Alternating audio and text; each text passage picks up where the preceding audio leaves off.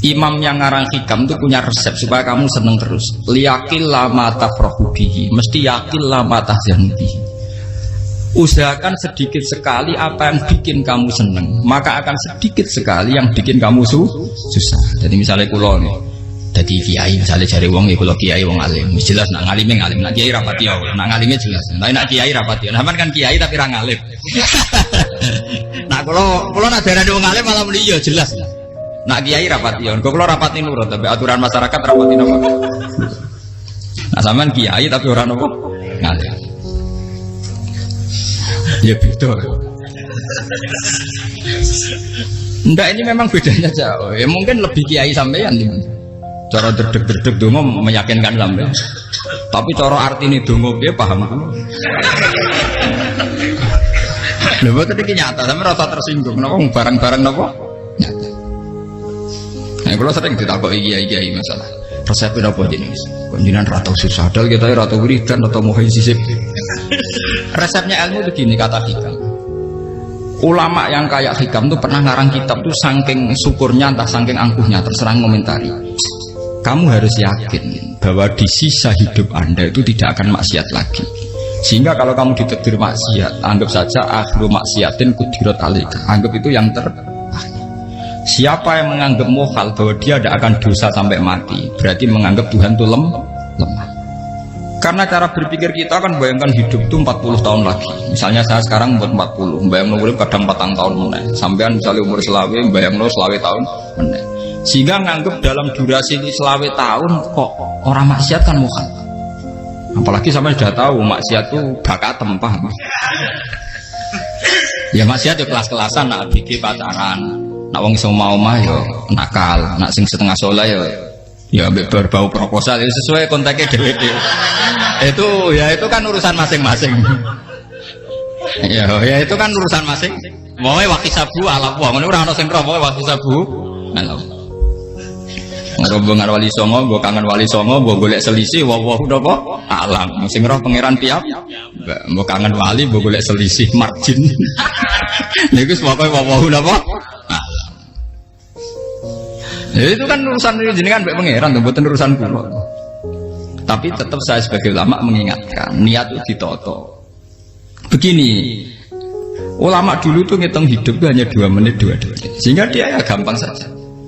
Kayak imam, kayak kanjeng Nabi itu, ya Rasulullah kenapa tidak menyediakan makan untuk besok? Saya itu tidak yakin kalau hidup saya sampai besok.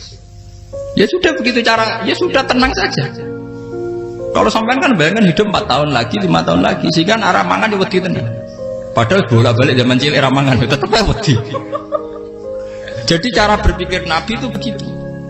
Begitu juga cara pikir sahabat, cara pikir ulama-ulama yang waras itu begitu. Lu saya itu pernah melarat di Jogja, zaman pertama merantau itu kalau sampai saya bilang, Gus kok tidak punya beras nih? Tapi apa yakin nak sesuk urip Pak? Kowe buta mangan sesuk, anak sesuk ijek napa? Cara berpikir ulama itu begitu. Sehingga melihat maksiat juga gitu. Alhamdulillah aku ijek urip 1 detik, 2 detik, 2 menit. Sehingga hidup. Dan itu sudah cukup untuk lafadzkan la ilaha illallah. Makanya kata yang ngarang hikam, betapa murahnya Allah. Surga itu hanya bisa dibeli dengan 2 menit. Karena surga itu senilai la ilaha illallah. Miftahul jannah la ilaha illallah. Itu cukup 1 menit. Berarti surga itu regane mau 1 menit. Dan karena dia nganggap hidup itu 1 menit ke depan la ilaha illallah, ya sudah. Dia ngitungnya hidup itu per menit. Kalau sampean kan enggak, per 10 tahun, per 20 tahun. Sehingga kriminal betul, cara pandang sampean itu kriminal betul. Sehingga bayang kudu di duwe, kudu di bojo, nak kiai kudu di pengaruh. Lah kalau saya enggak.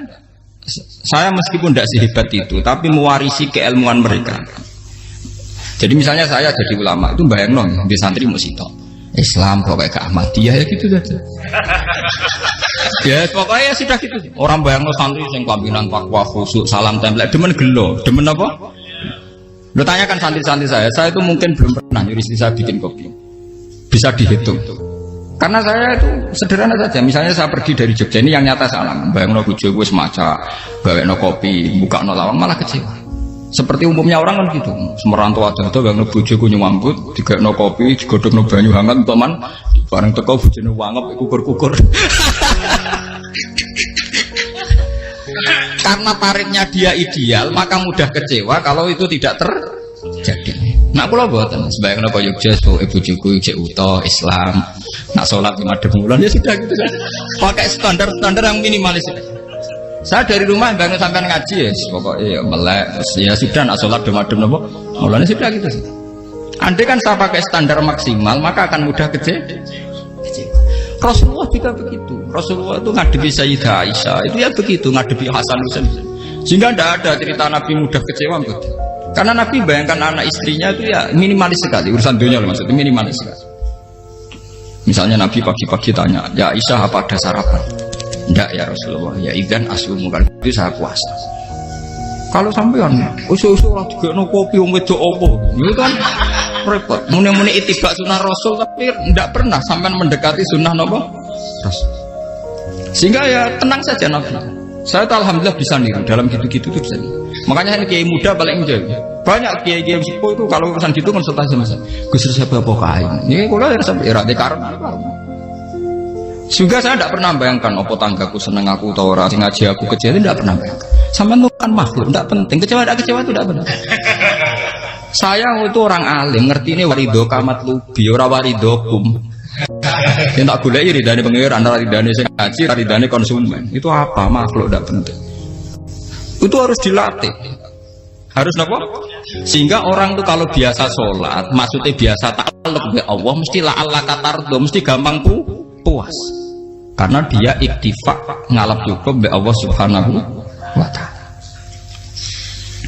Saya sebagai manusia juga sering ditangisi istri. Misalnya saya sering ke Jogja sendirian. Nah ninggalan nopo, ninggalan ibu milih pengiran. Misalnya mati ninggalan ya paling aku mau ngapain nih suaraku. Paling uang nangis gue kegiatan. Bukan Pak. Ingin saya bahwa konstitusi ulama itu masih iktimat Allah. Kalau kita kan enggak. Cara berpikir kita ngaji itu ideal sing ono podium, sing ngaji kelaminan takwa kabeh, keturunan kaji kabeh, ndiluk kabeh. Kita akan pakai standar-standar yang dengan asumsi kita. Padahal Nabi itu zaman sugeng al-iman hahuna wa yusiru ila qalbihi sadrihi salah. Iman itu urusan hati. Komitmen sampean bi Allah Subhanahu wa ta'ala. Nah ini resepnya. Makanya kata hikam yakinlah mata frohubi, mesti yakinlah mata zalibi. Sedikitlah kamu gembira dengan satu hal, nanti akan sedikit kamu yang kecil. Artinya misalnya kata kulo sebagai ulama seneng kulo nu iman, ya nggak kayak orang awam. Ya sudah gitu. Jadi misalnya suatu saat kulo jatuh, yang ngaji saya gak seneng jadi kubeding, uang yang seneng kulo bubar kabeh. Kulo ya susah, miskola darah benar. Gus saya jenengan orang seneng, ya tenang saja. Sing seneng ya makhluk ora jelas. Dan status mereka tetap layaduru walayan. Ini harus dilatih.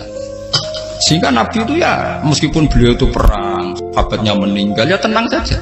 Nabi cara berpikir yang meninggal mereka mati syahid, yang masih hidup dianggap berpotensi melakukan kebaikan. Sama tak warai resep-resep dari Rasulullah SAW.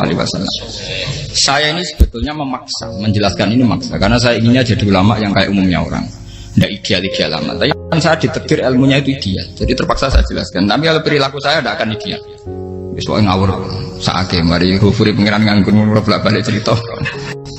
Ada seorang wali, karena dia wali itu doa di multazam, ya Allah saya ini minta satu hal.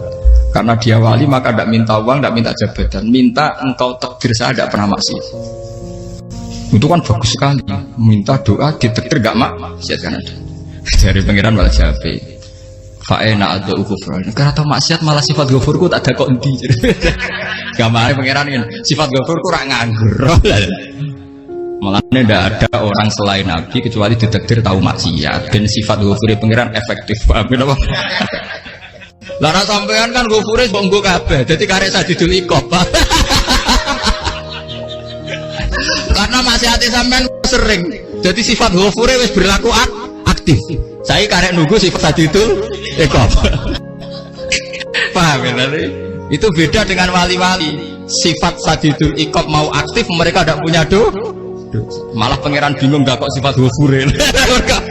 Apa yang ada kok ghafur atau dosa didakoki sadidul iqab gak tahu maksiat. Jadi pangeran malah sing bingung. Nak kowe ora tau maksiat ghafur kok tak dakoki. Kok ora tau maksiat wong iku ora tau apa? Didakoki sadidul iqab gak mungkin atau maksiat. Lah pangeran apa dakok ghafur kan syaratnya dosa sik. Sampean kan walian. Ghafure wis dintekno. Keseringan kepake, paham ya? Karek nopo. Karek sajid-sajid. Ya itu memang standar Tuhan. Semua Quran itu kalau nyeritakan gitu. Nabi ibadi anni anal ghafurur rahim. Kaulaku ceritani aku ghafurur rahim, tapi yo ceritani wa anna adzabi wal adzabul alim. Jadi nabi ibadi anni anal ghafurur rahim wa anna adzabi wal adzabul alim. Kalau Nabi Ibrahim Nabi Muhammad inna rabbaka lasari'ul iqab. Pangeran cepat nyiksane, tapi wa innahu laghafurur rahim. Jadi dua sifat ini pasti aktif. Dan tentu ulama itu senang sifat ghafur itu ya meskipun aktif, tapi mereka tidak pernah ngambil fasilitas sifat nopo. Kalau baleni malih. Sehingga kayak Sayyidina Umar radhiyallahu anhu ketika beliau pertama jadi khalifah, ini cerita di kitab Hayati Sahabat. Pertama dia jadi khalifah, orang mengira dia akan ngomong hal-hal yang besar, visi besar tentang negara, visi besar tentang izzatil Islam wal muslim. Tapi ketika Umar pertama pidato begini, ayuhal muslimun ayuhan nas, ana, jadi kata Sayyidina Umar, ana hulamun min bani maksud, akulu min kholati, saya ini pemuda dari Bani Mahsud. Kecil saya bisa makan karena bulik-bulik saya punya kebun kurma yang kalau saya memanen diopahi beberapa biji, dan itu menjadi kuti wahayati, menjadi saya bisa hidup. Terus wassalamualaikum warahmatullahi wabarakatuh. Orang itu penasaran semua. Orang jadi khalifah pertama dibendem jadi Amirul Mukminin, pidatonya ngenang masa kecilnya ra kelar mangan, kelare mangan mergo buruh bulike, paham ya? Ngondoh kurma terus dikai tamarotin, beberapa kurma sing dadekno iso, dan itu saya pakai sampai ketemu Allah Subhanahu wa taala. Saya pakai misalnya sekarang saya mulya, misalnya kalau dibilang mulya ya ana sing nyuci, ana sing husnudzon, ana sing hormat, macam-macam sawangane. Itu bodoh sekali kalau saya menikmati itu, bodoh sekali. Paling banter nikmati dicucup dihormati itu apa? Tapi kalau nikmatnya bisa makan saat itu tuh nyawa. SBY jadi presiden prestasi, Gus Dur jadi presiden prestasi, tapi umum orang presiden tetap mangan. Prestasi tertinggi adalah bisa makan selisat dirumki gojogonyo. Makanya Umar mengingatkan, sebetulnya nikmat tertinggi saya itu tidak saat saya jadi khalifah, saat itu kok aku iso mangan, cara gak aku mati. Paham ya? Jadi itu luar biasa. Kita ini kan menjadi angkuh karena ngitung nikmat itu yang besar-besar, punya prestasi, punya. Kalau saya enggak ngitung nikmat itu kelar mangan gak mati, kan gampang. Sehingga saya tidak mudah kecewa karena tarifnya minimalis, gak gampang apa? Jadi misalnya kalau kapan-kapan kok Gus ini ke Tuhan rasanya jangan ngeten-ngeten. Oh makhluk itu ya gak apa-apa. Kalau di status kiai kan seakan-akan ngomongnya sakral, seakan-akan mandi. Tapi nak tak status, oh makhluk itu ngomong ngono ya sudah kan. Menjadi kan sudah distatuskan sebagai apa? Makhluk. Tentu makhluk statusnya la yadurru wala yanfa. Di sini ini penting. Orang-orang ahli tauhid tentu tidak punya kesusahan. Innalladzina qalu rabbuna wa tsummas taqamu. Itu mesti tidak ada kesusahan sama sekali. Misalnya ulama-ulama dulu mau mati ya tenang saja. Mati kedua itu mati paling menantang ya, menyenangkan sekali. Karena mati yang seru itu mati zaman Al-Adam. Misalnya saya kelahiran tahun 70. Tahun 40-50 kan belum ada saya. Itu mati yang sejati karena Al-Adam. Kenapa? Al-Adam tidak ada. Mati yang nanti itu mati yang petualangan, karena saya mati setelah menyaksikan kekuasaan Allah, setelah husnudzon sama Allah, sehingga mati yang menuruti kerinduan akan ketemu sang kekasih. Makanya Jalaluddin Ar-Rumi ketika mau meninggal dan orang-orang muridnya nangis, dia marah-marah. Hei murid-muridku, betapa bodohnya engkau. Saat kayak ini yang saya tunggu, saya sudah menyesal sampai Allah dat cinta senang. Aku kecewa waktu makhluk-makhluk koyo kuwi. Saiki wis wayahe aku goleki kholik dat cinta senengi malah mbok tangi. Cek bodone kuwi. Saat-saat sing tenteni malah mbok tangis. Betapa aku lamanya menunggu kematian ini. Mergo hidup itu keterpisahanku mbek Allah, kemen ketemu kowe jare. Malane Jalaluddin Rumilah yang mengistilahkan mati itu malam pengantin. Makanya fal'an awanus sirok minkum wa awan wisol habibi. Ini saat yang indah karena ketemu dengan berpisah dari makhluk-makhluk yang tidak penting menuju sama habibi kekasihku. Jadi yang mengistilahkan mati itu malam pengantin. Semenjak istilah itu populer sehingga di Jawa ana ngipi dadi nganten takwilane mati. Itu filosofi sufi, ya filosofi apa? Lah niku begitu juga sahabat-sahabat dulu. Bilal mau meninggal, anaknya udah nangis. Bilal lagu ya. Ditanya sama anaknya, kenapa anak-anak kamu nangis? Dan jenengan badhe kapundhut. Aku malah seneng nang mati. Hudan nalqal akhibah Muhammadan wa hisbah. Aku nak urip ketemune mbek kowe terus. Malah nak mati ketemu Nabi Muhammad. Hudan nalqal akhibah Muhammadan wa hisbah. Nah, dengan cara pandang begitu maka hidup itu enjoy saja. Ya saya sebenarnya keberatan pakai kelas ini, keberatan karena saya harus ngulang sampean-sampean. Ya makanya potensi kayak saya tentu mengurangi jadwal ketemu. Makanya saya mohon kalau tidak penting itu jangan sungkan. Anggap saja itu bagian dari hormat saya. Ya minimal sampai anak misalnya di duit saya ketahui gue jajan pentolan enam lah apa mau kesuwan bareng malah repot. Bos ganggu wong anak peleleran pak. Nah misalnya sampai kepen takok hukum, uang nak rapi pinter hukumnya takokan ya ringan, takok kiai tanggam paling bisa. Karena pertanyaan yang ringan tentu ya ringan-ringan saja kan. Gak perlu kiai kali ber. Sampai rasa GR. Lo pertanyaannya angel Gus gak ada sing iso jawab. Wong nak ralim tasbih, iku pertanyaannya ya ora patimu tuh. Iku wis kangelan ngoten. Ini mboten ngenyek tapi padha enak. Padha napa? Makanya kalau latih. Jadi hikam sendiri itu ada manhaj, ada metode. Kalau orang supaya tardo, yakin lama tafrohubi, yakin lama tahzan. Anak saya itu kalau habis main pulang itu saya senengnya pol. Istri saya pernah jangan. Gus, anak mulai senengnya dek biro-biro, anakku gemulai nih ngomahku. Misalnya terus dia. Saya terus anakku lo main mulai itu seneng. Biro-biro anakku mulai nih ngomah. Dipanggil anak saya bapak itu senengnya sak boleh. Biro-biro anak saya manggil bapak. Jadi saya pakai standar minimalis. Saya tidak pernah pakai tarif. Dia anak yang ideal dihormati orang. Sebenarnya buat anakku sujud nih pangeran, ngerti pentingnya mau tasbih. Makanya anak saya tak namakan tasbih semua. Itu ya sudah selesai. Saya tidak pernah bayangkan anak saya jadi kayak besar dihormati juga. Mari gampang kecil. Ya sekolah kan Sayyidina Umar. Saya pemuda dari Bani Makhzum. Yang kecilnya bisa makan karena buruh bulikku. Akal tuh tamarot. Wah itu saya baca tuh nangis. Betapa hebatnya Sayyidina Umar. Mengingatkan ulang bahwa nikmat tertinggi itu ya makan, karena makan kaitannya ya, orang jadi bupati, enggak jadi bupati tetap makan. Jadi kalau ngatain saya tarifnya minimalis sekali. Nah, kalau orang sudah makan gitu lah Allah kata mudah sekali. Tapi kalau sampai tarifnya ideal harus dia mobil kudu sangune akeh. Mosok gue mobil gak sangu akeh. Barang gue sangu akeh kudu gue penderek. Mosok kere lunga juga kok tanpa penderek. Nang penderek macur. Mosok ora kena dikeloni ya malah repot. Akhirnya gue wong ayu. Harus selingkuh dari sing we itu perkara meneh. Wong ruwet nuruti tahapan-tahapan duniawi makanya resep kalau ingin itu kon sholat. Maksudnya sholat itu dihayati secara tauhid ya, dihayati secara tauhid. Misalnya inna sholati wa nusuki wa mahyaya wa mamati lillahi rabbil alamin. Itu akan pasti Allah kata pasti mudah melihat alam ini ridho.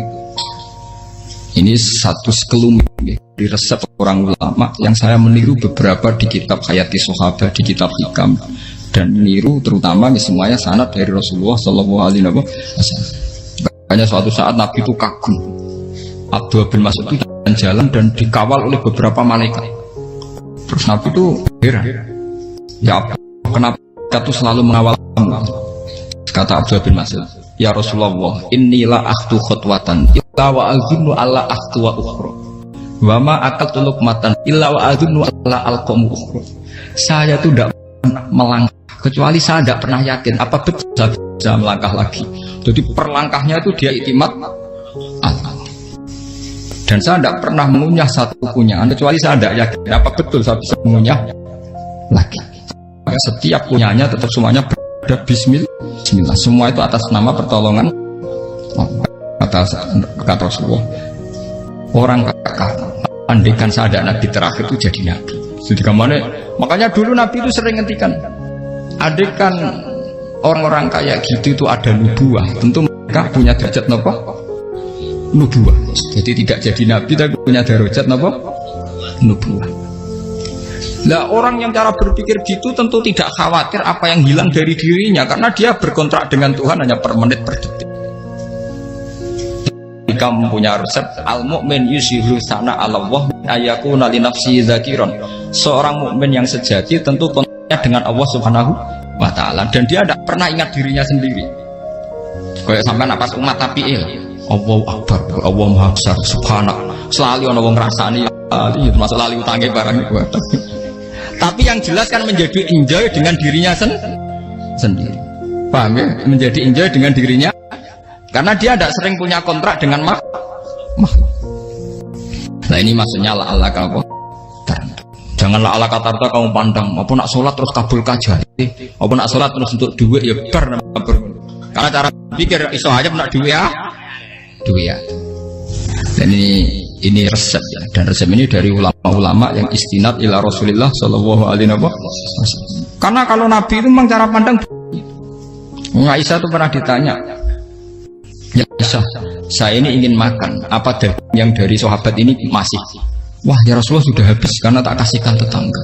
Itu Nabi tidak marah-marah, malah bilang, kamu benar Aisyah, biru yang kamu kasihkan tuh yang masih. Kau nak daging dipangan dewe kadang nuruti nafsu, nak dikekno wong sudah kau nuruti perintah pengen. Jadi Kanjeng Nabi beneran Aisyah daging ngejek. Mung kula tiang malah ijek, sing mbok sudah kau malah sing ijek. Cara berpikir Nabi itu begini. Tapi tahu-tahu disederhanakan sunnah Nabi ya serbanan. Lah itu kan ya memang itu bagian dari sunnah Nabi, tapi sunnah seharga 10.000. Paham ya? Ya monggo mawon sampean sunnah Nabi serbanan gitu, tapi itu sunnah yang bisa dibeli dengan murah. Hakikatnya sunnah Nabi itu rata-rata bentuknya perilaku, napa? Sampeyan delok dawuh Aisyah tengene tiba berjanji, kana khuluquhul Qur'an wa shimatuhul ghufran yansahu lil insan wa yafsahu fil ihsan wa ya'fu 'anil dzambi idza kana fi haqqihi wasababi. Kana khuluquhul Qur'an, Nabi ku akhlak dasare wis kaya Quran plek. Urusane akhlak. Wa shimatuhul ghufran, ciri utama sifatnya Nabi gampang nyepuro. Yansahu lil insan, dan Nabi punya niat baik pada seluruh manusia. Wa yafsahu fil ihsan, sering melakukan ihsan. Lah nek sunah Nabi ngoten kan luwih sering kula Quran ya wis hafal mulan. Wasimatu kufron kula gampang nyepuan sampean ngaji angop ya ora tau tamu. Yang sahulil insan kula bedina nang tiyang mulan. Wa yafsahu fil ihsan tak ge gampang. Kula mulai ora tau itu sakmene kudu podium kudu wong dilo ya ora. Pokoke anggere kiamat dia ya medeng mulon ya sudah. Loh itu kan dawuh Aisyah ketika ditanya kaifa kana khuluqu Rasulillah, dan itu semua dijawab oleh ahwal, oleh sebuah perilaku. Tidak ada Aisyah jawab nganggo atribut. Oh Nabi itu jubahan serbanan, tidak ada itu. Memang itu sunnah ya, satu itu sunnah kan, jangan salah paham ya. Tapi itu sunnah yang tidak dijawab oleh Aisyah.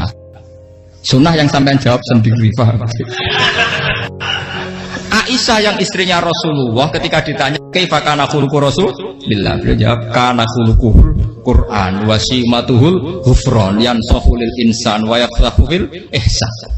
Semuanya akwal wa ya'fu 'anil dzambi idza kana fi haqqihi wa sababi wa idza biya haqqu wa lam yakun li ahadi mar'ahu badihatan haba wa idza ta'ahul miskinu ajaba yaqulul haqqa walau kana murra wa la yutmiru lil muslimin hisau wala. Semuanya itu akwal, satu perilaku sosial. Saya mengakui kalau serbanan sunnah, ya saya ngakui, tapi sunnah terus karena saya mewakili yang akwal tadi, yang apa? Lah mungkin untuk sampeyan, monggo kalau untuk ngisi sunnah. Tapi mbok ya adil, ini bukan kritik mboten nggih. Yang meyakini serban sunat kan sudah banyak dan itu bagus. Tapi cobalah juga meyakini ahwalu Rasulillah. Makanya mansana sunnatan itu rata-rata ulama maknani siapa yang ikut sunnahnya Nabi. Rata-rata ulama nafsir ahwalu Rasulillah wa af'alu, perilaku sosial Rasul. Makanya terusannya wa idza ja'ahul miskinu ajaba, kalau dipanggil orang miskin ya datang. Ya maksudnya ada harus orang miskin manggil pas resepsi kawin boten. Misalnya ana wong melarat kuwi di sepeda motor, wong mlarate yo ngeteroni puskesmas ya mbok terno. Wong melarat loro yo nukono misale apa minyak kayu putih mbok tekani. Ora kok ngerti-ngerti mbok musan walimatul urus sing wajib piye. Dolan, wajah miskin aja, ora ono hadise urusan walimatul Islam boten. Kalau orang miskin manggil ya, dalam riwayat hadis ya Nabi sering dipanggil orang miskin. Ya Rasulullah, mbok datang ke rumahku, ada apa? Terus ya Nabi, saya tuh ingin rumahku sing elek jenengan nanti salat teng mriku. Ya Nabi datang ya salat saja ya harus jangan. Fi ayyi makanin aradta an tusalli fi. Kamu di tempat mana kamu seneng salat teng mriki ya Rasulullah. Ya Nabi salat. Sing ngundang ya waras pisan. Kenangan mek Nabi kok mae dienggo salat Nabi. Ampean tahu tanggung kiai kon salat. Kon promosekno anakmu iku paham. Kiai dongakno ke kersane ketampi PNS. Padahal kiai ini dhewe anake ra PNS. Kalau dulu kan sahabat ngundang Nabi itu ya gitu. Rasulullah, saya itu ingin sekali engkau sholat di rumahku. Fa'takhidahu musallan. Kemudian tempat yang pernah engkau sholati mau tak pakai musola pribadi. Makanya masjid kiblat itu rumahnya sahabat. Karena dulu Nabi pernah sholat di satu tempat. Adalah ono perintah takhlilul kiblat itu di rumahnya sahabat. Itu sahabat dulu itu kalau ngaturin Nabi itu kenanya ingin Nabi pernah sholat di situ. Nah, ilmu ngeten ini mentek. Ya untungnya enten kula, jadi ono sing eling-eling ya Bang. Teman-teman kudu syukur ya, artinya syukur ya. Orang kayak saya itu tidak usah sampean dikte-dikte ngikuti hukum adat. Kalau ngoten sampean gelo mergo kula ora iso teko, kula ya gelo perkarane ulama kok mbok atur. Makanya saya sering guyon cerita, saya itu kalau di pasar Pandangan dulu tuh anyaran boyong sering di pasar, ditanya sama Gus wong alim kok di pasar. Piye? Aneh tuh, ya aneh tuh, aneh bodohnya kalau ngalim. Kadang masyarakat tuh tidak sadar keanehan dirinya sendiri. Mereka enak saja rasa kalau orang alim ke pasar tuh aneh. Mereka tidak sadar orang bodohnya kalau ngalim ya aneh. Enak saja mereka mikir sepi. Faham ini supaya sampean la'alakan apa tar. Makanya untuk Rasulullah, Nabi itu sering ngendikan ana tamu hormati. Tapi etika mertamu di Rasulullah itu walakin idza du'aitum. Mertamu Nabi itu nunggu ditimbali. Walakin idza du'itum du'iya mabni majhul. Ketika kamu ditimbali fatwa. Jadi ya ayyuhalladzina amanu la tadkhulu buyutan nabiyyi illa ayyudzana lakum. Jadi untuk sowan Nabi itu nunggu dipanggil. Meskipun sahabat tuh rindu Nabi, tidak berani sowan ke dalamnya Nabi. Kalau ingin ketemu Nabi di barno pas sholat jamaah, karena Nabi pasti keluar di Andai kan Nabi lima tamu di rumah, ya ora sido dadi Nabi. Aman nopo tamu.